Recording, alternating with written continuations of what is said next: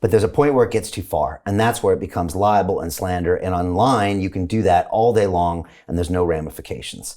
And so you, a few months ago, I think... Well, there haven't been because it's expensive. Yeah, right. Yeah. Now, Vice magazine wrote this terrible article about me in 2020. Again, I would have loved it if Vice would have written an article about me in the past. Yeah. And Vice used to be like me. They used to be the rebels out there finding the truth. And they wrote this crappy piece about me where they went and found 3 of my 3,000 buyers, and maybe they didn't like the product. Okay. Yeah. And the whole thing, right? And the title, and I tried to sue him, Grant, and it was like 100,000 pounds later, we're getting nowhere. And I'm like, all right, that's going nowhere. And so I, saw your video about trying to like figure out what's going on with these people. What are you going to do?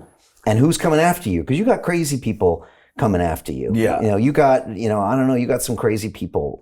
Talk to me about what you're doing with those guys. Well, you got T-Mobile CEO, John Legary. Yeah. You got all these people talking crazy about you. Yeah. What are you going to do about it? Well, what I'm doing with him, I can't tell you exactly behind the scenes of the lawsuit itself, but there's a point where it's too far. This is a situation where we're in a live room. We're in an audience. We were on Clubhouse. Right. Or let's say it's on X. I like X. And we're having a conversation. You and I are having a debate. And you say, Grant, you're wrong. And I say, you're a bitch. And you're acting like a bitch. And he says, oh, you're misinforming people. Okay, good. All that's opinions. There's nothing. We're just debating, dude. You're a dumbass. Okay, I'm a dumbass. That or whatever. But whatever, that's fine. Like, I don't care how much of that you throw at me. But the moment you walk into the neighborhood of intentionally trying to damage my brand, my family, my business, my ability to produce revenue, to destroy trust with an audience, me being wrong doesn't mean you have the right. By the way, if I have destroyed an audience or hurt somebody, and you have proof of it, that is not, what's the word, slander. Right. Okay, it's the truth. So if I've ever stolen any money from people, and you say, Grant, you stole money from Brian Rose, okay, good. Do you have proof of that? No, I don't. Well, then that's slander, because I didn't steal any money from Brian, or anyone, by the way. So what happened in this situation was there's a person that went online and basically suggested that I was a fraud, a con artist, bullshitter, and a pedophile. No. And had pictures of knowing my kids would see this. I didn't know about that, man. Had pictures of me with young boys, okay? And I'm like, bro, like, it was fun debating with you. This is way too far. That's way too far. Okay, and the fraud's too far. Yeah, I agree. The con artist is too far. I You're agree. going to go to prison. I agree. All this is too far. Because it makes people that would, let's say they wanted to go to the growth conference. Oh, no, I don't think I'm going to go to that now. That costs me money. Yeah. I'm going to invest with Grant. Maybe I shouldn't. I saw this thing online. And that's the problem with online today, okay? Like, one, you're online, okay? Which, I'm willing to do it. Like, I say dumb shit all the time. But I don't slander people. Right. Ever. Right. And if I do, by the way, if I go after somebody, trust me, I have some proof that I can support and say, hey, look, I have the receipts that this guy stole money before. Jordan Belfort is a perfect example. I called him a criminal. He is. He's a criminal. I don't know how he feels about that, but I know for a fact that he's a criminal because he went to jail. Yeah. And he's a snitch. How do I know that? I can say that about him because he snitched on his guys. It's a public record. That is not slander. That is the truth. So what are you doing against these people? You suing them all? You trying to set a precedent? No, I'm not suing them all. You trying to set a precedent so this doesn't happen again? Yeah, but what we're going to do is we are definitely going to set a precedent. Okay, this is it's $100 million lawsuit. It could become something bigger than that, actually. Hint, hint. Good. And it will definitely send a message to everyone. My hope is, number one, I will win this lawsuit. I will be remunerated, okay, because of this. A lot of people have been asking me, you're just trying to get attention. Oh no, this is not an attention thing for me. This is I've been harmed, okay. And I hope to, even bigger thing is I hope to actually change the laws in America where this will be used as, no. You cannot clickbait. You cannot headline, because there's a lot of other people that pick this up and now have been playing games with it that also could be in some situations. Okay, so not just John, perhaps. Let's just start with him and see where this goes. Okay, but there's other people playing the same game, and the bigger you get, the more it comes. Yeah, and that's fine. I'm up for it. But it's time to push back a little bit. But there comes a point where, unfortunately, most people do not have the wherewithal to actually defend themselves. And there's a big conversation and argument. There was a suggestion actually by other people, okay, or even the other side. You will never do this. You will never do this. This was actually publicly said. You will never do this because it's going to put all this attention on what I'm saying about you. And I'm like, bro, look at these hands, okay? Like, these hands are clean, bro. Bring it on. I'll open every book I have. Every review I've had, every comment, I'll show you everything I had.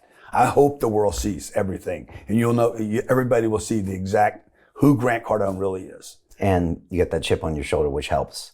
Because a lot of people wouldn't do it. They wouldn't do this. Because they got dirty hands. Or I don't have any skeletons. Or because they see collateral damage being too much. But you just got pissed off enough where you're like, this just isn't right, and I'm putting a line in the sand and I'm going after it. I just know I don't have anything to hide, man. Okay. I'm not a fraud.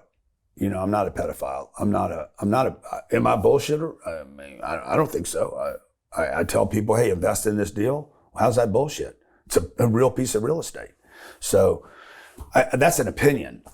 I'm not a fraud. I've never taken anybody's money. Okay. We do 160,000. We've never taken anybody's money and not given them a return. We do, for the last 10 years, I do 160,000 commercial transactions every year with clients where they gave me money. We do another 16 million freebies every year. Nobody has to buy anything from me ever. We have good reviews and we have bad reviews. I have 97% of them are good. 3% of the people, we just give their money back. You're not happy? Boom, here's your money back, no problem. So I'm happy. I'm a businessman. Okay, Amazon's got bad reviews. Like when I look at a piece of real estate and it's got bad reviews, I don't not buy it because it's got bad reviews. We raise the rent. People are going to be upset about it. Like that happens. So a restaurant has bad reviews doesn't mean they don't have good food. Right. It means you weren't happy. Yeah. Okay. Anything more to add on the haters? No, man. Haters are good for you. You're not going to want it. Nobody gets prepared for it. There's no course, or you don't even go get a class on it. Okay. Most people can't handle the hate. Dude, that's why you cannot handle it, man. Very few people can handle it. That's why so many people say, I don't want attention, because you can't handle all the stuff that comes with it. But you don't want to do that. I would say this. You do want the haters. It's part of the game. Yeah. If you want to do something big, if you want to really help out, like anybody that's done anything big was ridiculed. Yeah. Steve Jobs was ridiculed. He's not a good family man. He's a monster. He's a terrible guy. Bro, pretty impressive. So Jim Rickards has just recorded a video that's not available to anyone in the public, and he's going to be talking about how this upcoming recession is going to be fast, it's going to be bloody, it's going to be nasty. But at the same time, he's going to show you how you can position yourself to profit from all of this chaos. Now, we've made this video only available to our viewers. Go to londonreal.tv/Jim. Watch that immediately. I can't say enough good things about Jim Rickards. He understands the global economic system better than any guest I've ever had on London Real. His predictions are almost uncannily true, and you can learn how to profit from his vision, from his expertise, and his understanding of economics. So go to londonreal.tv/Jim or click the link below. It's an excellent, excellent look on what's going to happen in the future and how you can position yourself to profit from that. Jim is one of the best in the business, one of my favorite guests on London Real, and he's very, very good at predicting the future and showing us all to profit from it. So click the link, and I hope you enjoy.